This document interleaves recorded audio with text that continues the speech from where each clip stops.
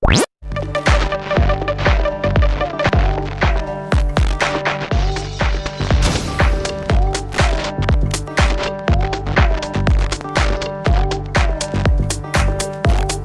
on this first video, please send in all your questions in regards to vocabulary.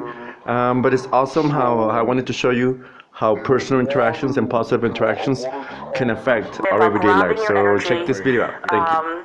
And helping you back in the zone a little bit after the holidays. So the buzz of the new year can make you feel a little bit like a whirling dervish, right? Like you're kind of spinning and spinning and spinning.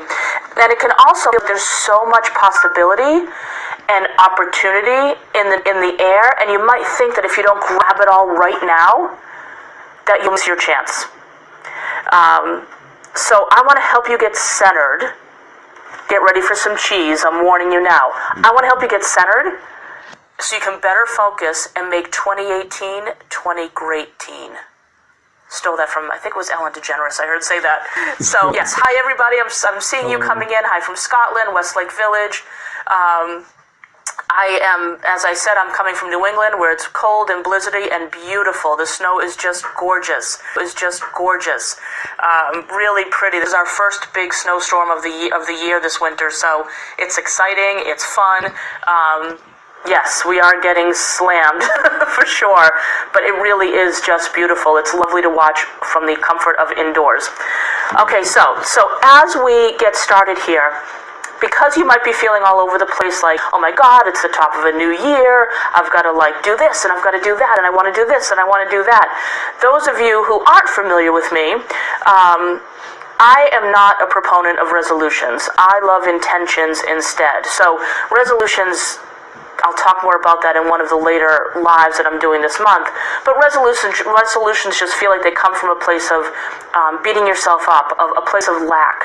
Whereas when you think about coming from a place of intention, it's about action and what you're going to do to move toward it.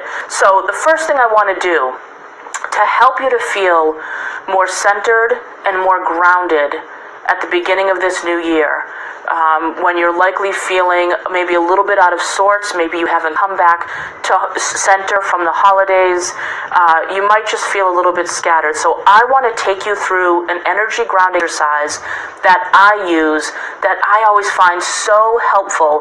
And what's cool with this exercise is the more you do it, the faster you can ground your energy. So when we do it this first time around, don't beat yourself up if you're struggling with it, if you're having trouble with the visualizations. Know that with anything else, with practice, it's going to get easier and it's going to get better. So right now, I want you to settle into your seat. Just start to get a little bit comfortable. I'm going to take you through this energy grounding exercise. So go ahead and get settled. Get comfortable in your seat. And what I'm going to do is I'm going to tell you about it as I take you through it. So I want you to try to tune into your body and get a sense of how present you feel right now. Do you feel really present? Do you feel like your mind is someplace else? Is your energy feeling a little bit scattered?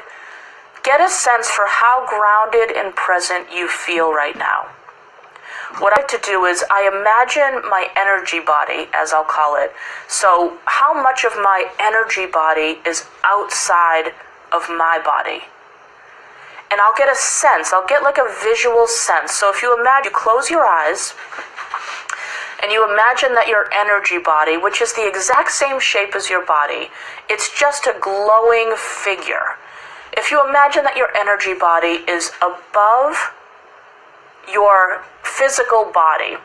So if your energy body was completely outside of your body, if you were feeling really displaced, then you would imagine that your energy body's feet were standing on the top of your head.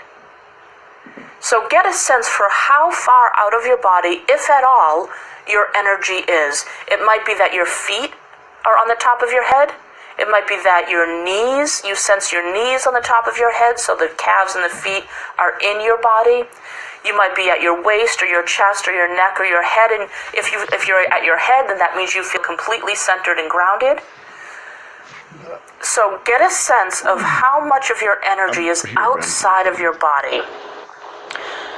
And as you have that sense, as you have that image, as you close your eyes, of how much energy is outside of your body, now I want you to imagine a beautiful light, a beautiful halo of light right above your crown chakra, right above your head.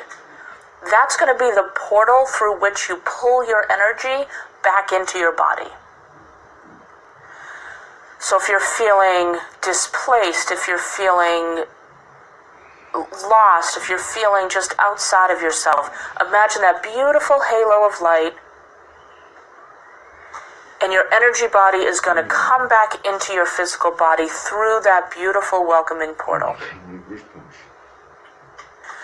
So imagine, I'm going to say your feet are outside of your body. So imagine your feet coming down through the portal.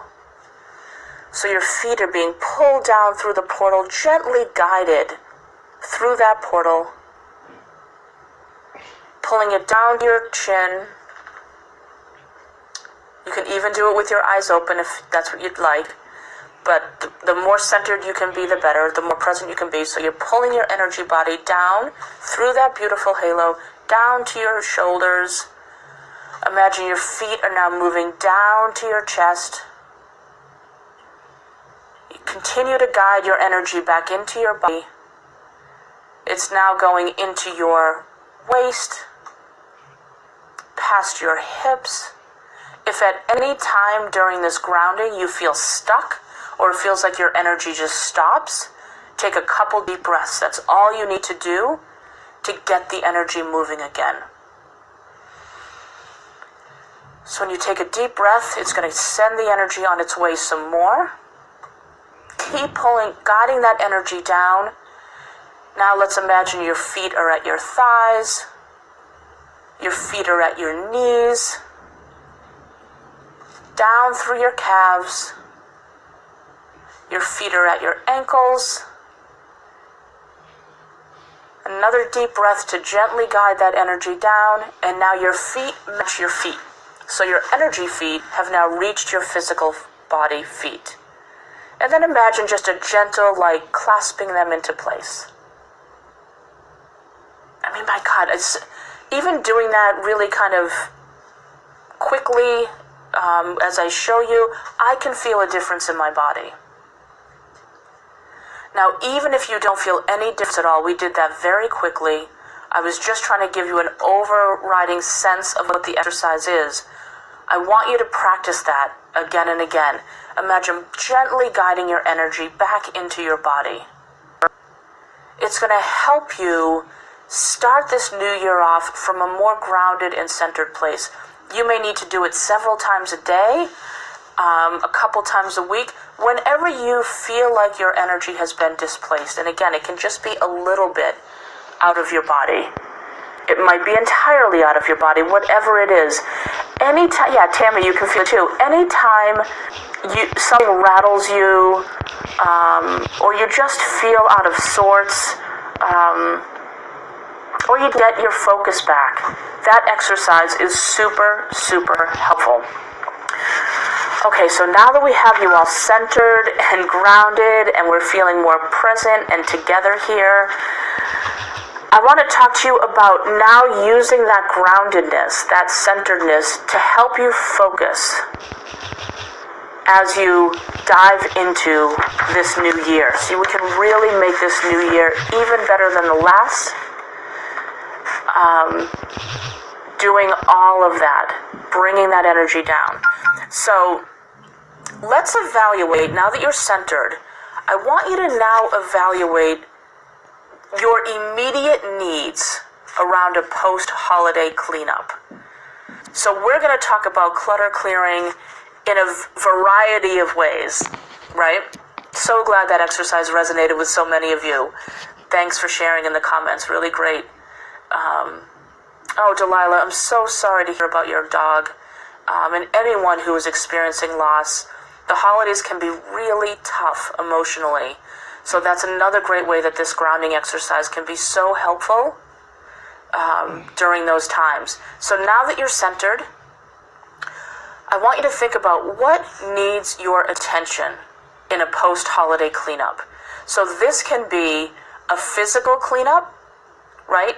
So it can be, I want you to consider quick and easy tasks. So now that you're grounded and centered, I want you to think about, are my quick, immediate needs that I can tend to? So it might mean that you have some returns that you need to do after the holidays.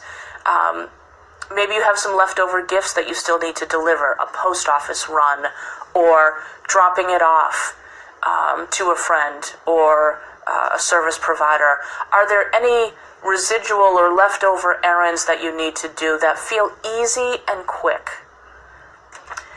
That can be an example. Do you need to purge some old stuff to make room for the new? Right? So when you're putting stuff away, when you're taking any gifts that you received or anything, try to keep things clear. One in, one out. So do you need to purge anything to make room for the new? If you do, I just want to give you a great resource, because as I drive around, I'm seeing a lot of trash bins filled with things that really aren't trash. So if you go to search.earth911.com, Melissa, can you put that in the comments?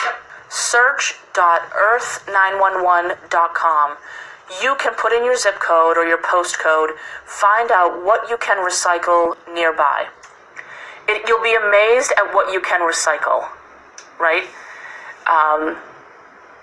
Things that you don't even know that you can. So search.911.com is in the comment section there. So I see Chelsea saying that when she's putting away Christmas decorations, decide, did you really love everything that you put out? As you're putting your decorations away, is there anything that has kind of run its course and it's time to donate it, right? Time to move it on to something else.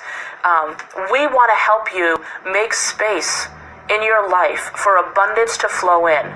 So whatever your clutter is, physical, emotional, spiritual, or mental, we want to help clear that so you can make space for all of the abundance that this new year holds for you. Abundance in all of its form. Abundance in more money, deeper relationships. Thank you for watching. For more English interactions, stay tuned and please subscribe to speaktel.web.com.